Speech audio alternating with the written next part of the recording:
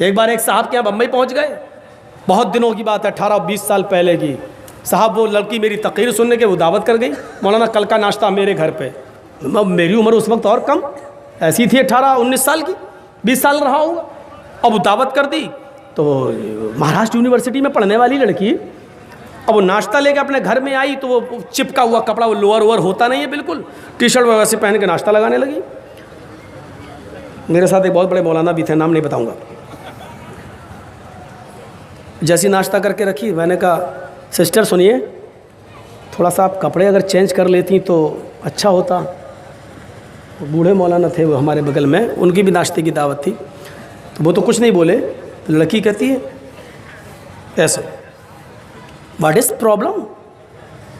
मैंने कहा इंग्लिश तो हमें ज़्यादा आती वाती नहीं है, लेकिन तुम्हें प्रॉब्लम नहीं होगी, हमें प्रॉब्लम है। हैं? कल की तकरीर सुनी आपने, वेदों के मंत्र सुनाए, तो लगा कि आप मॉडर्न मौलाना है।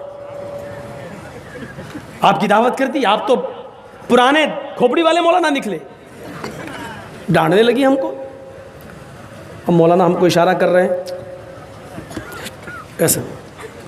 मैंने कहा मौलाना आप बूढ़े हो चुके हैं, आपको प्रॉब्लम नहीं, हम जवान हैं, हमें प्रॉब्लम हो रही है। भाई जाइए, इसको कहिए कि कपड़ा बदल के आए, दूसरे कपड़े पहन के आए। भाई इसके बाप से ये मौलाना क्या तरक्की करेंगे और क्या करने देंगे लड़कियों के लिए। इतनी पागल लड़की बोलती चली गई, बहुत ज़्यादा बोल गई। मैं सुनता रहा, भाई तेरा घर है, घर का तो कुत्ता भी शेर होता है। सुनते सुनते मैं पक गया, मुझे तरक्की करना है, मैं नकाब ओढ़ के जाऊंगी पढ़ने के लिए। मैं नकाब में क्या तरक्की कर सकती हूँ, मुझे तो बहुत तरक्की करना है, बहुत तरक्की करना है। अरे जब मेरा दिमाग पक गया तरक्की तरक्की तरक्की सुन सुन के, तो मैंने कहा मैडम आप बहुत तरक्की करेंगी, मुझे लगता बहुत ऊपर जाएंगी आप, बिल्कुल जाना है मुझे। कहती पहले ज़माने के अंदर हज के लिए लोग 4-4 महीने में पहुंचते थे, घोड़े का सफ़र करके, ऊँट का सफ़र करके। आज 4 घंटे में पहुंच जाते, ज़माना ये आ गया। मैंने कहा आप भी बहुत तेज़ रफ्तार से चलेंगी मैडम, ये मेरा वादा है, बिल्कुल मुझे चलना है।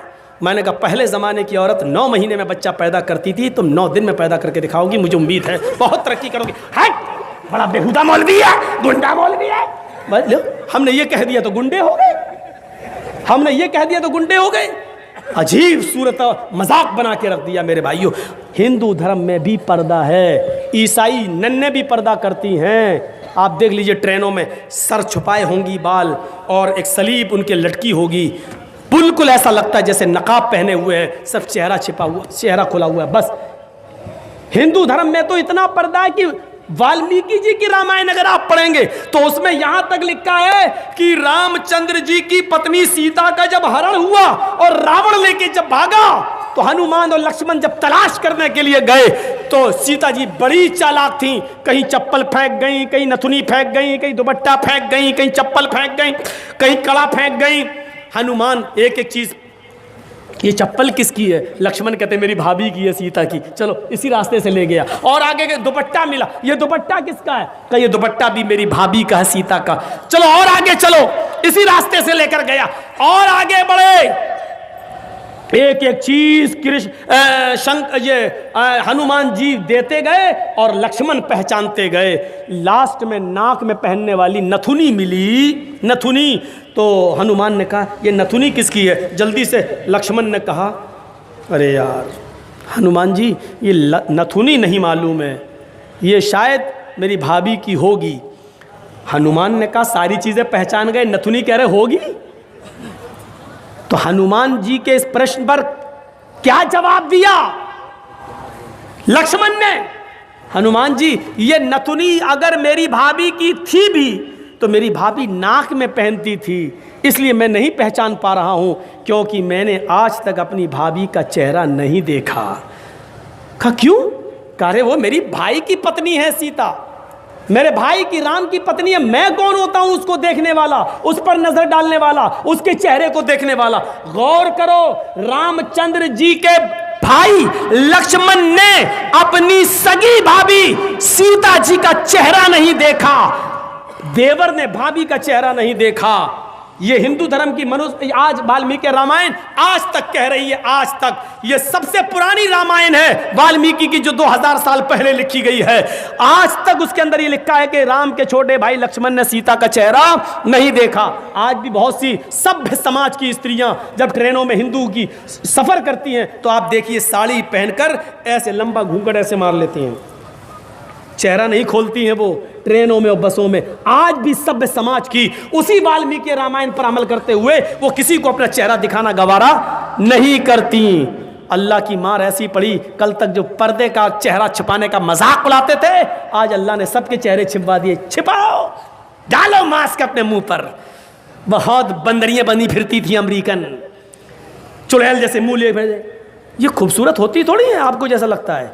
अगर बारिश हो जाए ना सड़क पर बाजारों में तो इनका सारा क्रीम और पाउडर धुल जाएगा, इनकी औलाद इनको नहीं पहचान पाएगी कि मेरी अम्मा कहाँ गई।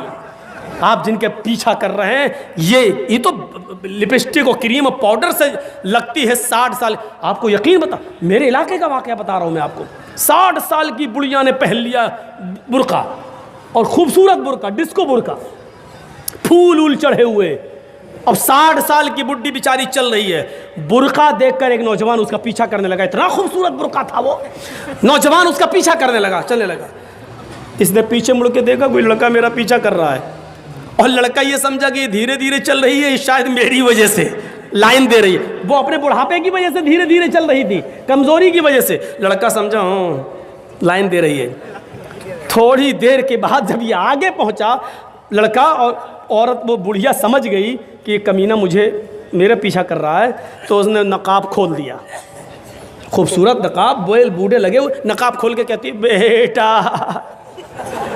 मेरा पीछा क्यों कर रहा है, मैं तो तेरी अम्मा की उम्र की हूँ। कम बखत 2 घंटे की मेरी मेहनत बेकार कर दी बुढ़ी ने, हमें क्या मालूम खोदा पहाड़ निकली चुईया।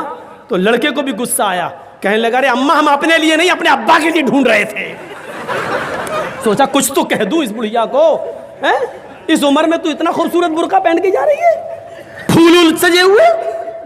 लड़का सोचने लगा जब बुर्का इतना खूबसूरत है तो बुर्के वाली कितनी खूबसूरत होगी, लगा उसका पीछा करते हैं। लक्ष्मण ने अपनी भाभी का चेहरा नहीं देखा। हर पढ़िए हदीस, ऐ अल्लाह के रसूल अराइतल हमवा या रसूल अल्लाह, ऐ अल्लाह के नबी देवर के बारे में आपका क्या ख्याल है? क्या मैं देवर से पर्दा करूं? एक ही घर में होते हैं, देवर और जेठ का आना जाना रहता है, हमारे अपने रिश्तेदारों का आना जाना रहता है। आय अल्लाह के नबी क्या मैं देवर से भी पर्दा करूं?